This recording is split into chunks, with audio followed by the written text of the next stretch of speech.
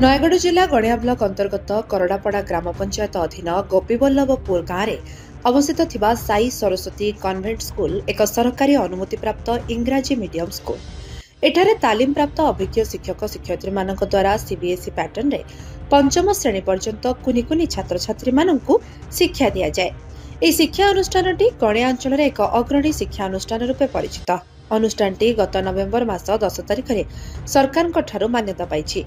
ଏହି ଖୁସି ଅବସରରେ ସାଇ ସରସ୍ୱତୀ କନ୍ଭେଣ୍ଟ ସ୍କୁଲର ଅଧ୍ୟକ୍ଷ ଶ୍ରୀଯୁକ୍ତ ଦୀପ୍ତିରଞ୍ଜନ ଘଡେଇ ଶୁକ୍ରବାର ଦିନ ଅପରାହ୍ନରେ ଏକ ସାମ୍ବାଦିକ ସମ୍ମିଳନୀ କରିଛନ୍ତି। ଆସନ୍ତୁ ଶୁଣିବା ସାମ୍ବାଦିକ ସମ୍ମିଳନୀରେ ଅଧ୍ୟକ୍ଷ ଶ୍ରୀଯୁକ୍ତ ଘଡେଇ କ'ଣ ବକ୍ତବ୍ୟ ରଖିଛନ୍ତି। नमस्कार, मो ना दीप्तिरंजन घड़ई, मु साई सरस्वती कन्वेंट स्कूल अध्यक्ष। आज दिन में समस्त को स्वागत करी।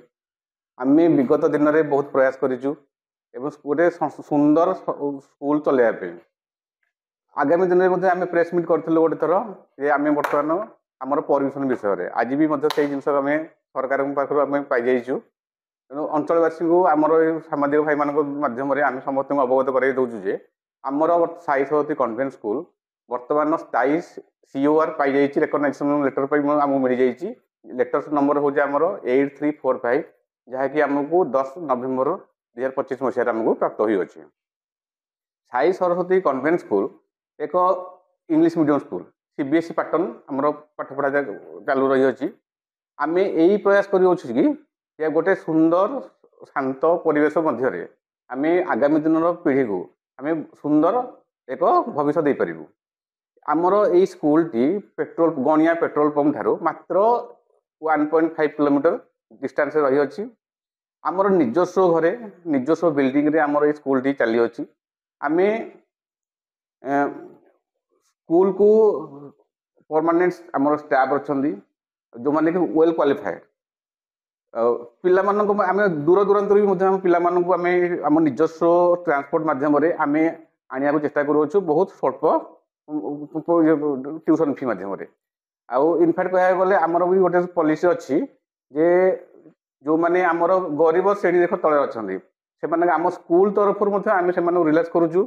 एवं ए वर्ष जेहेतु आमर रेकग्नाइजेशन पलि आसलानी आम आरटीई माध्यम आम समस्त प्रकार सरकारी साहाय्य आम प्रदान करूँ। यही निर्भर प्रतिश्रुति आम देचु। आमर बर्तमान ये स्कूल टी पंचम श्रेणी पर्यंत रेकग्नाइजेशन पाई अच्छी किंतु आगामी दिन में आम यहाँ 10म श्रेणी पर्यंत बर्तमान एवं प्रथम श्रेणी पिला अच्छा आम यहाँ 10म श्रेणी पर्यंत पिला आम यू आम निजस्व स्कूल रे आम परीक्षा करूँ। यार निर्भर प्रतिश्रुति आम ये अंचलवासी को आम प्रदान करूँ। गणिया एकमात्र स्कूल आमर जी कि स्थायी भाव में 5 वर्षीय आमर स्थायी भाव में परिफल आमको प्राप्त होती। यह आम 10म पर्यंत बारंबार मुझे गोटे जिन दोहराऊँगी 10म पर्यंत आम स्कूल को आम निजस्व जगार निजस्व परिश्रम आम प्रति पिलार भविष्य को आम अधार छाड़ू ना। जमी आम लक्ष्य करूँ गुड़ाए कंप्लेन आसूँ आम पाखक जे पिला पंचम में पढ़ुं बाहर को आउ सुजोग ना कि षष्ठ रु आम पुणी गवर्नमेंट स्कूल को जाऊँगी। तेणु आम देखु आम स्कूल जो पिला पाठ पढ़े जमी आम स्कूल मध्यम से सीबीएसई सर्टिफिकेट हासिल करेंगे से सब जिन आम निर्भर अच्छू एवं यार प्रतिश्रुति आमको आम समस्त प्रदान करूँ। एडमिशन फी आम बहुत पूरा मिनिमल प्राइस रखीचु एवं जो माने ए वर्ष जो माने आमर अलग स्कूल टीसी भी नहीं आसवे से एडमिशन पूरा फ्री अच्छी। टीसी प्रदान कले एडमिशन पूरा फ्री अच्छी एवं मंथली फी आमर बहुत मिनिमल अच्छी।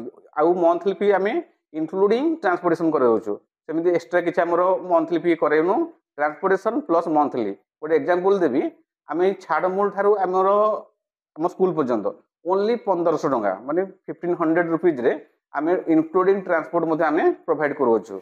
आउ वर्ष सारा आमर ये जो फीस रही पूरा कन्स्टांट रझे कौन प्रकार परिवर्तनशील हम ना एवं एथिरे आम पूरा ग्यारंटी भी दौचु जे कौन सी एक्सट्रा फीस माने फंक्शन हो कि कल्चरल प्रोग्राम हो कि एनी एग्जाम फी हो आम कौन सी प्रकार फी आम नबू ना।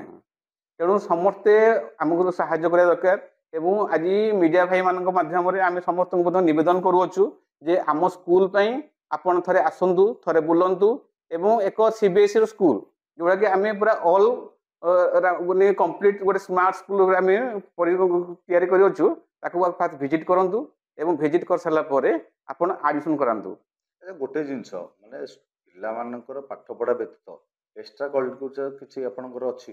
ହଁ, ଏକ୍ସଟ୍ରା ନିହାତି ଅଛି। ଡ୍ୟାନ୍ସ ଅଛି, ୟୋଗା ଅଛି, ଆମର ମ୍ୟୁଜିକ୍ ଅଛି, ଆମର ଆର୍ଟ ଆଣ୍ଡ କ୍ରାଫ୍ଟ ଅଛି ଏବଂ ମଧ୍ୟରେ ଆମେ ପିଲାଙ୍କୁ ମଧ୍ୟ କମ୍ପିଟେଟିଭ୍ ଲେଭେଲରେ ମଧ୍ୟ ହାୟର ଲେଭେଲକୁ ମଧ୍ୟ ପଠାଇବା ପାଇଁ ବ୍ୟବସ୍ଥା ବି କରାଯାଇଅଛି। ଗଣିଆରୁ ସଦାଶିବ ପାତ୍ରଙ୍କ ରିପୋର୍ଟ, ଲିଭ୍ ଲାଇଫ୍ ଓଡ଼ିଆ।